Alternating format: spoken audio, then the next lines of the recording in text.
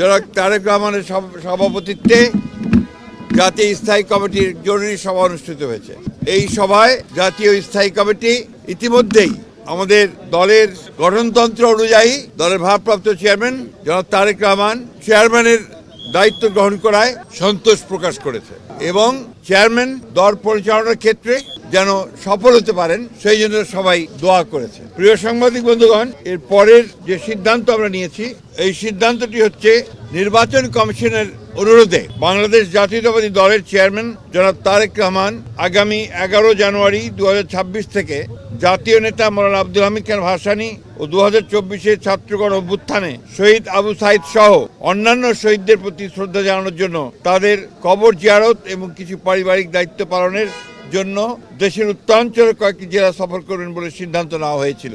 এ ব্যাপারে নির্বাচন কমিশনের অনুরোধে বাংলাদেশ জাতীয় দলের চেয়ারম্যানের এই সফর স্থগিত ঘোষণা করা হয়েছে।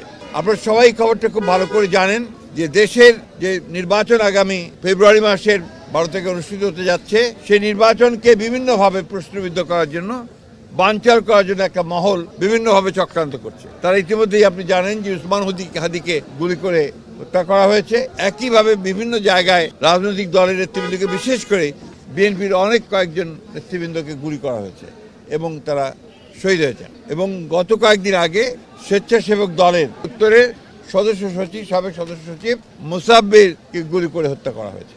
আমরা ইতিমধ্যেই এর তীব্র নিন্দা জানিয়েছি, ক্ষোভ প্রকাশ করেছি এবং অবিলম্বে হত্যাকারীদেরকে গ্রেফতার করে আইনের আওতায় আনার দাবি জানিয়েছি। আমরা বারবার করে কথা সরকারকে এবং নির্বাচন কমিশনকে জানিয়েছি, জানাতে চাই আবারও, যে এই ধরনের হত্যাকাণ্ড ঘটতে থাকলে এই দেশে নির্বাচনের পরিবেশ বিনষ্ট হবে এবং নির্বাচনের পরিবেশ যেন বিনষ্ট না হয় তার জন্য সকল প্রকার উদ্যোগ গ্রহণ করার জন্য, সক্রিয় কার্য প্রক্রিয়া নেওয়ার জন্য আমরা আবারও সরকার এবং নির্বাচন কমিশনকে আহ্বান জানাচ্ছি। আর ইতিমধ্যে আপনারা সবাই জানেন যে আমাদের গণতন্ত্রের মাতা, অবিসংবাদী নেত্রী এবং আমাদের আপসীর নেত্রী দেশনেত্রী বেগম খালেদা জিয়ার ইন্তেকালের পরে তার জানাজায় যে শরণার্থী কালের বৃহত্তম জানাজা অনুষ্ঠিত হয়েছিল, সেই জানাজায় মানুষের যে সমাগম হয়েছিল, এটা এই বাংলাদেশে আর কখনো দেখা যায়নি।